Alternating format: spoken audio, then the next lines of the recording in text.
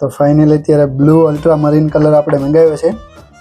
તો મોબાઈલ લેવાની ખુશીમાં આપણે આશ્રમે આવી જશે. જો ભાઈ અત્યારે આવી જશે આપણે અંદર મોલમાં. Welcome back to another video. જય હિન્દ, જય ભારત મિત્રો. તો કેટલા દિવસ પછી આજે ફરીવાર હું વિડીયો બનાવું છું. એનું કારણ એક જ હતું કે કેટલા સમયથી મેં બીબીડી સેલમાં એટલે કે ફ્લિપકાર્ટની સેલમાં આપણે આઈફોન મંગાવ્યો હતો.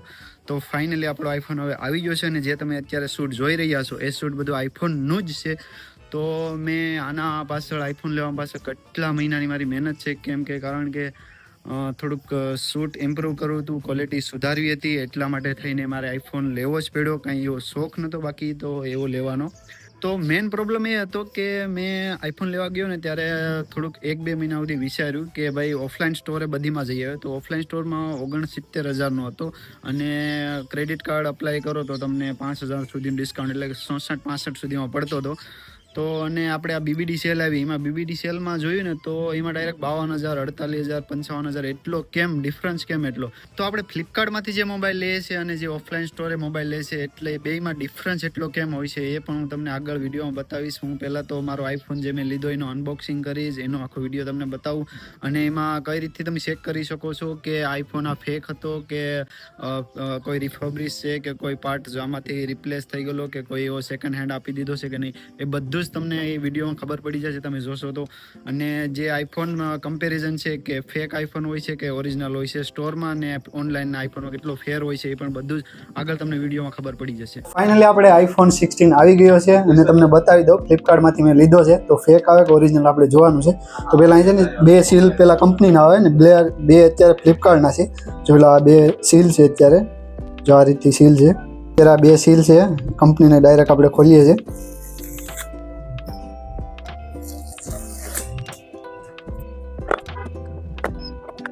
તો ફાઇનલી આવી જાઓ ભાઈ એકવાર. તો ફાઇનલી અત્યારે બ્લુ અલ્ટ્રા મરીન કલર આપણે મંગાવ્યો છે. ઓહો જોરદાર.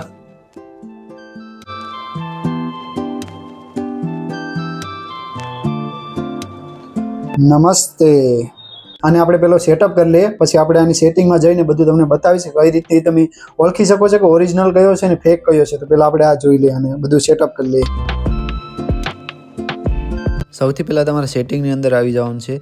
ત્યારબાદ અહીં જનરલની અંદર ક્લિક કરવાનું છે અને ત્યાં અબાઉટમાં અંદર ક્લિક કરવાનું છે. ત્યારબાદ નીચે સ્ક્રોલ કરતાં અહીં સિરિયલ નંબર છે એને કોપી કરવાના છે. કોપી કર્યા બાદ બેક આવી જવાનું છે અને ગૂગલમાં ક્રોમ કે ગમે ત્યાં ખોલી અને આઈફોનની આ ઓફિશિયલ ચેક કવરેજની વેબસાઇટ ખોલવાની છે. ત્યારબાદ અહીં નીચે તમારે સિરિયલ નંબરને પેસ્ટ કરવાના રહેશે. પેસ્ટ કરશો એટલે થોડી વારમાં તમને બતાવી દેશે અહીં.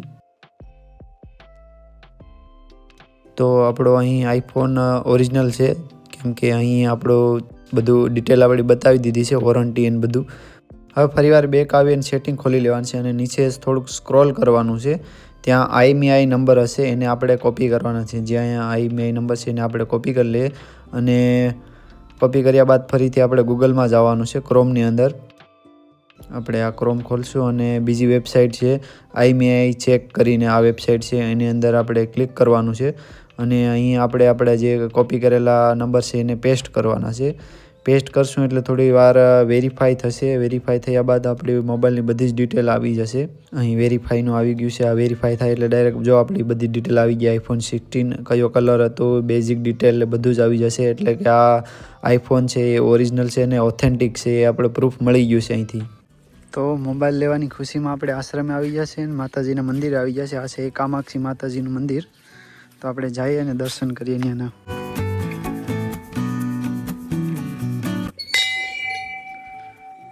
જો શ્રી કામાક્ષી માતાજી મંદિર. આ છે કામાક્ષી માતાજીની મૂર્તિ. બ્રહ્માજી, અહીં વિષ્ણુજી, અહીં માતાજી અને નીચે શંકર ભગવાન અહીં છે.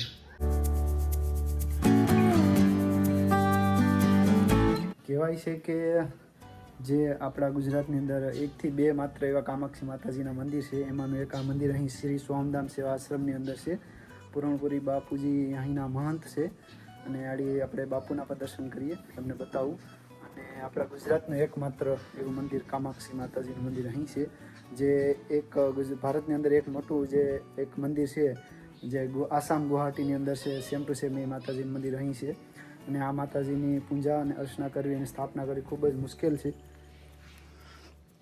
આપણે પહેલાં પ્રદક્ષિણા કરી લઈએ. પ્રદક્ષિણા કર્યા બાદ આ થોડોક કાંઈ મંદિરનો વ્યૂ છે, જોઈ લો તમે. અને આ બાજુ છે ને ગુરુ મહારાજનું બાપુનું હમણાં નવો જસ્ટ રૂમ બન્યા છે એ છે. અને આ આપણો આશ્રમ છે. હેલો, અમારા દિશાંતભાઈ છે. દિશાંતભાઈ, ઓમ નમો નારાયણ. દિશાંતભાઈ, આ આશ્રમ છે. બાપુ આરામમાં જઈ રહ્યા હતા, પછી મેં શૂટ કંઈ થયું નહીં. તો આ છે અમારા માતાજી, સોહપુરી માતાજી. ઓમ નમો નારાયણ માતાજી. આ બાજુ તો જો હું કહું તમે માતાજી બોલો. અમારા સુભાષભાઈ. ફાઇનલી આપણે સુભાષભાઈને આપણે મોબાઈલ આપીએ. સુભાષભાઈ ખોલો મોબાઈલ.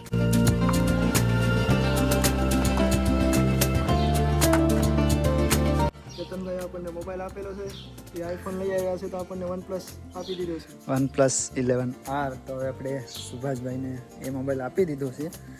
એ મોબાઈલ સુભાષભાઈ યુઝ કરશે. લાવો બતાવો જો, બહુ મસ્ત મોબાઈલ, કાંઈ ઘટે નહીં. તો અત્યારે ફાઇનલી આપણે પોતા મારવાનું કામ મેળવ્યું છે. આખી આ લોબી છે ને, આખી લોબીમાં પોતા મારવાના છે. જો આ બધો કચરો, જો પાણી, જો આ બધું ભરેલું પાણી, એટલે છે ને પોતા મારવાના છે. તો આપણે ચાલુ કરી દઈએ. તો આ છે અમારા આશ્રમનો કંઈક નજારો. આ રીતથી અહીં મંદિર, ફરતી બાજુ આશ્રમ, આ બધા રૂમ, આ છે જંગલ વિસ્તાર એકદમ ખારો, જોઈ લો.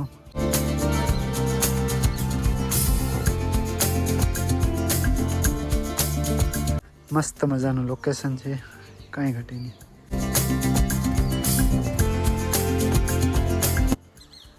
અહીંયા આવ્યા પછી એકદમ શાંતિ તમને અનુભવ થશે. તો એક વખત આવો, જરૂર વિઝિટ કરો શ્રી સોમધામ સેવાશ્રમ ઉના. અને જો અહીંથી તમને બતાવી દો, અહીંયા બાયપાસ છે, ઉનાનો બાયપાસ છે, જો દેખાય. એની બાજુમાં અહીંયા તળાવ છે, તળાવની એક્ઝેક્ટ બાજુમાંથી રસ્તો જાય છે. ડાયરેક્ટ આપણે અહીંયા આવી જાય છે શ્રી સોમધામ સેવાશ્રમ. તો અત્યારે આપણે મોબાઈલ તો લઈ લીધો, હવે આ બધીમાં એસેસરીઝ મળે છે તો આપણે આઈફોનની એસેસરીઝ નખાવી લઈએ, જેમ કે ગ્લાસ છે, આનું કવર છે.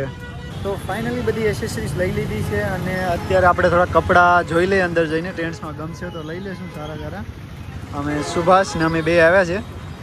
અને ટ્રાફિક તો બહુ છે અંદર, આખો રે ટ્રાફિક છે. તો આપણે જઈએ અંદર થોડાક.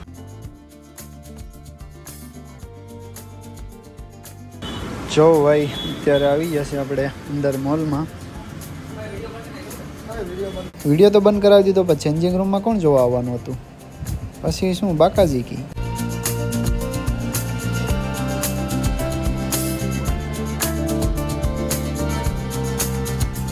તો ફાઇનલી આપણે એના બહાર આવી ગયા છે, પણ ત્યાં એક શું કંઈ કપડાં કંઈ પસંદ હોય ને, પ્રાઇસ બહુ હતી. ત્યાં શૂટિંગનું કંઈ ઓલું હતું નહીં, જોકે ઉતારવા દેતા નહોતા, મનાઈ હતી, એટલે પછી આપણે અંદર શૂટ કર્યું નથી. હવે આપણે પાછા વહી જઈએ, ગાડીમાં જઈએ. તો આજનો આપણો આ વ્લોગ અહીં એન્ડ કરીએ છીએ. અને તમને આખા વ્લોગમાં જે પણ સારું લાગ્યું હોય એ કમેન્ટ કરી આપો. અને વિડીયોને લાઇક, શેર અને સબસ્ક્રાઈબ કરવા વગર જતા નહીં. પ્લીઝ સબસ્ક્રાઈબ કરીને જાઓ.